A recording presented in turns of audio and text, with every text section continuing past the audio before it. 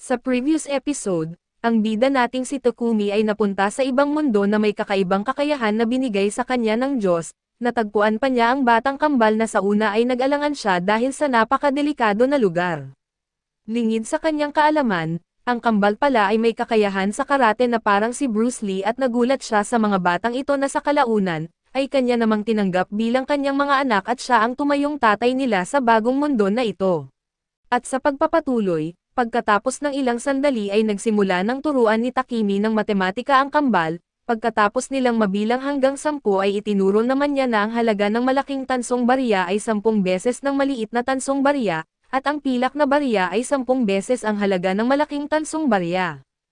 Binigyan niya sila ng problema sa pagbibilang para malaman kung paano pagsamahin ang malaking at maliit na tansong barya, at tama nilang na-solve ang sagot at nagsimula silang mag-enjoy sa matematika at humiling pa ng isa pang problema kay Takumi. Tinuruan niya sila tungkol sa pagdaragdag at madali nila itong naintindihan. Sinabi ni Takumi na dapat silang pumunta sa palengke upang subukan ang kanilang mga kasanayan sa matematika. Pumunta sila sa tindera ng prutas at sinubukan ng kambal na bumili ng mga prutas sa kanilang sarili at binili nila ang mga prutas at binayaran ng eksaktong halaga, at pinuri sila ng tindera dahil sa kanilang katalinuhan. Binanggit rin ng tindera kay Takumi na magaling siyang nagturo sa mga bata. Masaya ang kambal na kaya na nilang bumili ng mag-isa at nagpatuloy sila sa kanilang paglalakbay at inilagay ni Takumi ang mga prutas sa kanyang inventaryo at sinabi sa mga bata na pupunta sila sa tindahan ng libro. Namangha ang kambal sa dami ng mga libro kaso naghahanap si Takumi ng librong magtuturo sa kanya ng magic ng tubig na kamakailan lang niyang natutunan. Kumuha siya ng isang libro tungkol dito at nagsimulang magbasa at nakita niya ang kuryosidad ng kambal kaya tinanong niya kung gusto rin nilang matuto ng mga alpabeto at salita. Masigasig silang pumayag at lumapit ang matandang tindera at sinabi na mayroon silang mga picture books para sa mga bata upang mas mabilis silang matuto magbasa. Nagpasalamat si Takumi at sinundan ng kambal ang matanda at binanggit ng tindera na magaling na guro si Takumi at medyo nahiya siya. Kinabukasan ay pumunta sila sa guild at kumuha ng misyon na hanapin ang nawawalang pusa. Inaprobahan ni Luna ang kanilang misyon at sinabi na ang deadline ay 2 araw lang at nagsimula silang maghanap sa lugar kung saan huling nakita ang pusa. Tinawag ni Takumi ang kanyang mga alaga mula sa kanyang anino upang tumulong sa paghahanap. Lahat ay nagsimulang maghanap ng pusa kaso hindi nila ito natagpuan at sa huli ay labis na nalungkot ang kambal. Dinala sila ni Takumi sa ibang lugar at nakita nila ang iba't ibang pusa ngunit hindi ang hinahanap nila. Talagang malungkot na ang kambal pero nang tanungin ni Takumi kung susuko na ba sila, tumanggi ang mga ito at tinanong niya kung saang direksyon sila gustong pumunta at lahat ay sabay-sabay na itinuro ang isang direksyon. Nasilip ni Jul ang isang pusa at lumabas mula sa hideout nito ang itim na pusa na si Mina.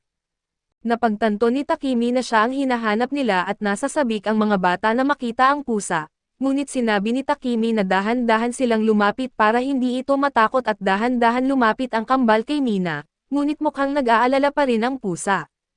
Nang iwagayway ng kambal ang kanilang feather locket sa harap ng pusa at tawagin ito sa pangalan, lumapit ito sa kanila at hinawakan ni Takumi ang pusa at kinumpirma na siya nga ang hinahanap nila matapos mabasa ang pangalan sa kwintas nito. Mukhang gutom ang pusa kaya't pinilit ng kambal na pakainin ito ni Takumi. Kumuha siya ng gatas at mangkok mula sa kanyang inventaryo upang pakainin ang pusa. Agad itong naubos at pagkatapos nito ay dinala nila ang pusa pabalik sa guild at pinagsama ito sa may-ari nito na labis na masaya at nagpapasalamat. Nagpasalamat siya kay Takumi at sa kambal at pagkatapos ay umuwi. Napansin ni Takumi na parang nagulat ang kambal sa kasiyahan ng may-ari at sinabi ni Takumi na dapat na rin silang umuwi. Ngunit nagsabi ang kambal na gusto pa nilang magpatuloy sa paghahanap. Nabigla si Takumi kaso tinanong si Luna kung may iba pang misyon para sa paghahanap ng nawawalang mga alaga. Sinuri ni Luna ang listahan ng mga misyon at sinabi na may isang misyon na bukas para sa kanila subalit maaaring hindi ito angkop para sa kambal. Ang misyon ay manghuli ng mga goblin na lumilitaw sa labas ng kalapit na nayon at nananakit sa mga residente at kanilang mga alagang hayop. Ipinaliwanag ni Luna na mahirap manghuli ng mga goblin para sa mababang antas na mga adventurer at hindi rin maganda ang bayad kaya't iniiwasan ito ng mga adventurer na nasa gitnang antas. Tinanong ni Takumi ang kambal kung papayag silang manghuli ng mga goblin. Ang unang tanong nila ay kung masarap ba ang mga goblin at nagtataka na sinabi ni Takumi na hindi sila mukhang masarap at pagkatapos ay nagsimula silang tapusin ang misyon. Sumakay sila sa likod ng mga alagang hayop ni Takemi at mabilis na nakarating sa kanilang destinasyon. Iginiit ni Takemi kina Jul at Fit na maging maliit upang makapasok sila sa nayon. Sa una ay nag-alinlangan ang mga gwardya sa mga bagong mukha, ngunit nang sinabi ni Takemi na galing sila sa Adventurer Guild at naging mahinahon ang kanilang mga ugali at pinapasok sila upang makilala ang punong nayon, napansin ni Takemi na mahigpit ang seguridad ng nayon at sinabi ng sundalo na madalas silang ina-attack ng mga goblin ilang beses sa isang araw. Nang makarating sila sa bahay ng punong nayon ay labis itong nagpasalamat sa pagtanggap nila ng misyon. Tinanong ni Takemi kung maaari pa siyang magbigay ng higit pang detalye tungkol sa mga goblin, ngunit nais malaman ng punong nayon kung kailan darating ang iba pang kasama nila. Sinabi ni Takemi na 3 lang sila at tinanong ng punong nayon kung kakayanin nila ito. Naiintindihan ni Takemi na mukhang mahina sila kaya't ipinakita niya ang kanyang A-rank adventurer card sa punong nayon at sinabing kaya nilang harapin ang mga goblin. Humingi ng paumanhin ang punong nayon sa kanyang pagiging bastos at biglang dumating ang isang gwardya upang magbigay alam ng isang pag-atake ng goblin. Naghanda si Takemi para kumilos at tinanong ng punong nayon kung isasama niya rin ang kambal. Sinabi ni Takemi na mas gusto niyang kasama ang mga bata upang masigurado na ligtas sila. Hinabol ng mga goblin ang mga residente palabas ng nayon at isang babae ang nadapa sa lupa at nang aatakihin na siya ng isang goblin. Pinatay ito ni Takemi gamit ang isang airshot at tinulungan ang babae na makatayo bago sinabing tumakbo na siya sa ligtas na lugar. Gusto rin ng kambal na manghuli ng mga goblin kaya't binanggit ni Takemi na magpatuloy sila ngunit mag-ingat. Gustong sumali ng mga alaga ni Takemi sa aksyon kaya't sinabi niya na manatili sila sa maliit nilang anyo at di nagtagal. Nagsimulang suntukin at sipin ng kambal ang mga goblin. Kinakagat sila ng aso at sinasaksak ng tigre at tinamaan ng kuryente ng ibon. Biglang dumating ang isang malaking goblin at ginamit ni Takemi ang kanyang appraisal skill upang malaman na ito ay isang goblin soldier, isang mataas na ranggo ng goblin. Balak niyang harapin ito ng personal kaso naunahan siya ng kambal at pinapabagsak nila ang goblin soldier gamit ang pinagsamang atake. Natapos nilang manghuli ng mga goblin ng mabilis at wala nang nagawa si Takemi. Habang pinupuri niya ang mga bata, bigla siyang nakarinig ng pangatlong boses sa tabi nila at nagtataka si Takemi kung ano ang nangyayari nang bigla niyang marinig ang boses ni Jul na nakikipag-usap sa kanya gamit ang telepathy. Masayang-masaya si Jul na makausap na ang kanyang amo subalit ayaw ni Takemi na tawagin siyang amo. Hiniling niya sa tuta na tawagin siya sa pangalan niya kaso ayaw nito at iginiit ng kambal na tawagin na lang siyang kuya gaya ng ginagawa nila, at nagustuhan naman ito ni Jul at pati sina Fit at Bolt ay nakakapag-telepathy na rin at sumang-ayon silang tawagin si Takemi na kuya. Nalaman ni Takemi na babae si Fit habang lalaki naman ang dalawa, ipinaliwanag ng 3 alaga sa kambal na mas magkasundo na sila ngayon at masaya ang kambal dahil tinuturuan nila ng mga salita ang mga alaga kanina. Pinuri ni Takemi ang kambal para doon kaso nais din ng mga alaga na purihin siya kaya't pinalamutian niya sila. Biglang naramdaman ng kambal ang apoy sa malayo at umalis si Bolt upang tingnan ito. Naisip ni Takemi na dapat niyang patayin ang apoy gamit ang water magic at sa gabi, nagpupuyat siya upang basahin ang libro ng basic magic at gamit ang natutunan niya ay nagbitaw siya ng water ball sa apoy kaso bumagsak ito sa lupa ng kalahati. Sinubukan niyang muli pero pareho pa rin ang resulta. Kaya't nagdesisyon siyang dagdagan ang mana at gayunpaman kahit doble ang lakas ay bumagsak pa rin ang water ball sa lupa. Nadismaya si Takemi at hiniling kay Jul na siyang mag-handle nito, at agad na pinatay ni Jul ang apoy gamit ang tamang water ball.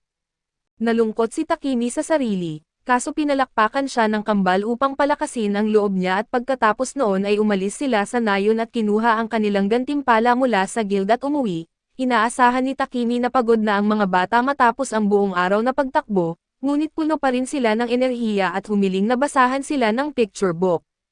Ikinwento niya sa kanila ang iba't ibang uri ng isda sa dagat, kaso lang hindi pamilyar ang mga salitang iyon sa kambal at naisip ni Takemi na hindi pa sila nakakita ng dagat kaya't nagdesisyon siyang ipakita ito sa kanila. Makalipas ang 3 araw ay tinawag ni Takumi sina Volt at Isaak sa kanyang bahay upang ipaalam na aalis na siya sa lungsod upang maipakita sa mga bata ang buong mundo.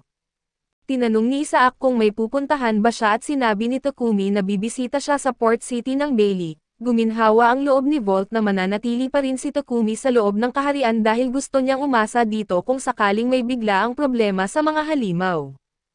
Kinabukasan ay nag-ikot si Takumi at ang kambal sa lungsod upang magpaalam sa lahat ng tumulong sa kanila. Naging emosyonal si Luna nang malaman na aalis sila at iniisip ni Takumi na baka may nararamdaman siya para sa kanya, pero gusto lang niyang bumalik si Takumi na may dalang maraming bihirang materyales. Sunod nilang binisita si Baker Road at ang kanyang anak upang sabihin na sila'y maglalakbay na.